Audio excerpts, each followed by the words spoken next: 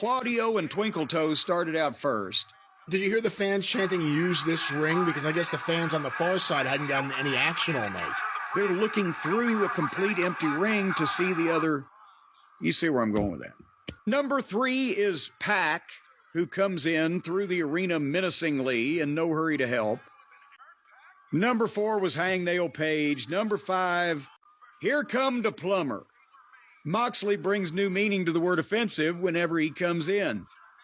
He comes in the cage and starts stabbing Page and Twinkle Toes with a fork in the head and stomach and mouth.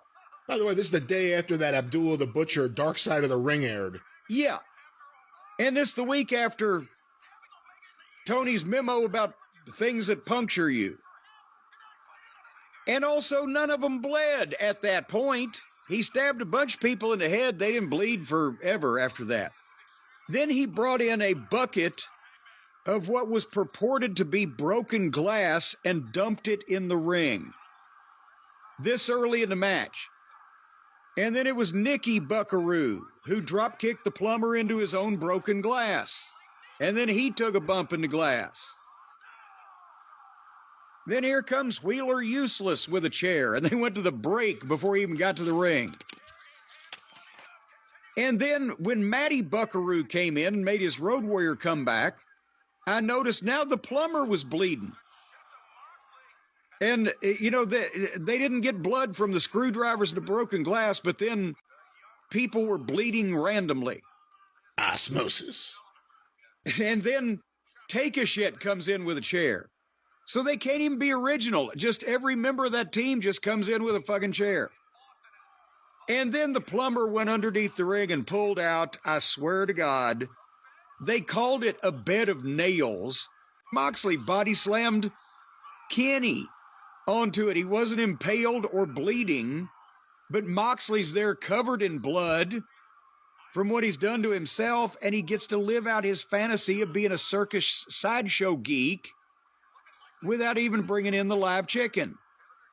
And then finally, number 10, the number 10 man, who got a big introduction. While all this carnage is going on with supposedly 9 main event guys in this company, they stop everything to give a lengthy ring introduction and video to this fucking, again, outlaw doll wrestler from Japan that's friends with Kenny, Kota Ibushi.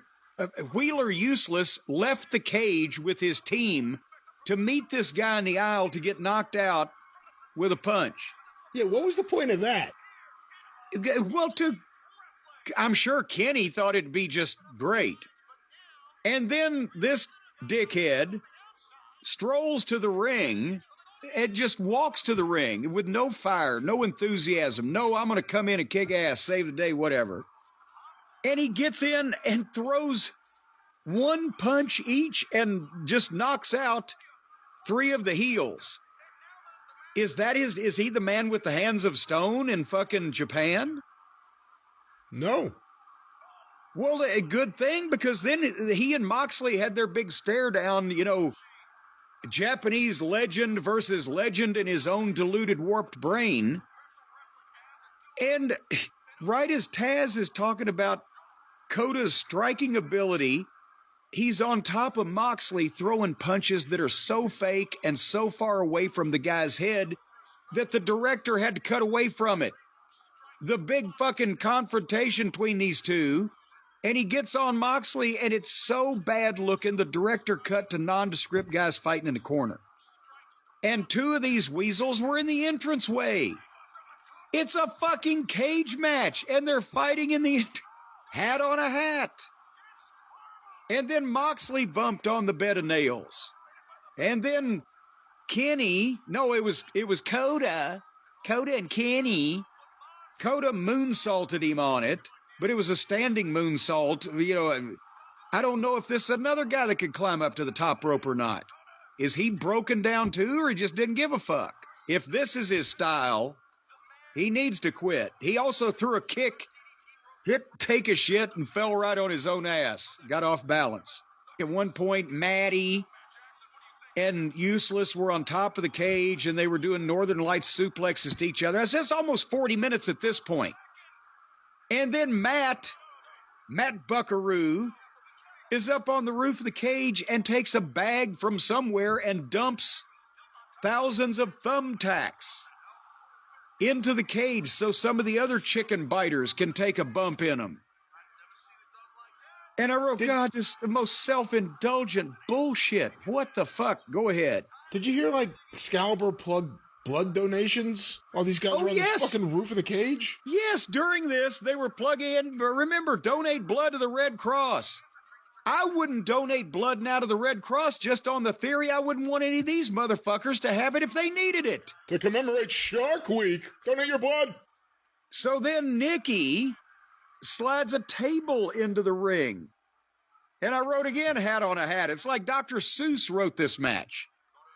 And the fans started chanting, "We want fire." So that's where they're at. That is how that this company has educated its wrestling fans. When they're seeing all this fucking shit already, they're chanting, "We want fire." And they would be disappointed. Yes, they would. And then they did some choreography. We had some Broadway in there, 4 superplexes at the same time on different people, not right after another, by different people, on different people, and then a table break to conclusion. So 4 superplexes and a table break has replaced 2 turntables and a microphone. And speaking of obvious setups, then they went for the 10-way phony punch fight, where they think because there's 10 guys in the ring all allegedly punching each other that you won't look at any individual and see that it looks fucking fake. They're just swinging aimlessly. They're creating meaningless motion. And then everybody hit everybody. And then they got 4 simultaneous submission holds and a big swing. And I wrote that Kota looks like some guy from the college swim team that wandered in. He's wearing the fucking swim trunks and just, what? Again, I wrote, where's the greatness? So then Claudio and Pac got in an argument because Claudio hit Pac by mistake when he was charging in the corner and the other guy moved. So Pac, explain this to me. He went and got bolt cutters and walked out of and cut the lock on the cage door and walked out of the match and slammed the door on Claudio's head. If they needed bolt cutters to get out, how were the 2 guys fighting in the entranceway and how were the 2 other guys on the roof a minute ago? They had already been going almost an hour, and as Pac walked out, it was the end of the show and my DVR froze because the show was scheduled to be over. And they gave this fiasco an hour, and it still wasn't enough for them. So what happened after that? Because besides Pac walking out, did Take a Shit not walk out on him also, from what I read? Yeah, Don Callis pulled Takeshita out of the match he saw it was a losing thing, so he pulled his guy from the losing team. Moxley submitted, but it wasn't anything happening to Moxley. Moxley submitted on behalf of Wheeler Yuta, who was being choked out.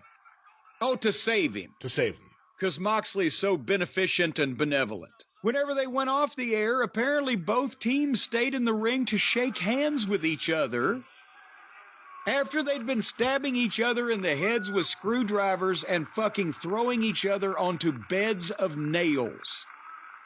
Good sportsmanship. They shook hands with each other. Sportsmanship. And then, to put a period on or maybe even an exclamation point on the evening, old Kota Ibushi, for no reason, no purpose whatsoever, just took his own flat back bump into the thumbtacks and then jumped up not selling it and rah-rahed everybody. And the clip of that is going around, and there were even people you hear in the building going, "Why, Kota, why? And what is he doing? He's an idiot. He killed the thumbtack bump." Oh, but it wasn't on the TV show. They just did that off the air for fun. Yeah, fuck you and your fun.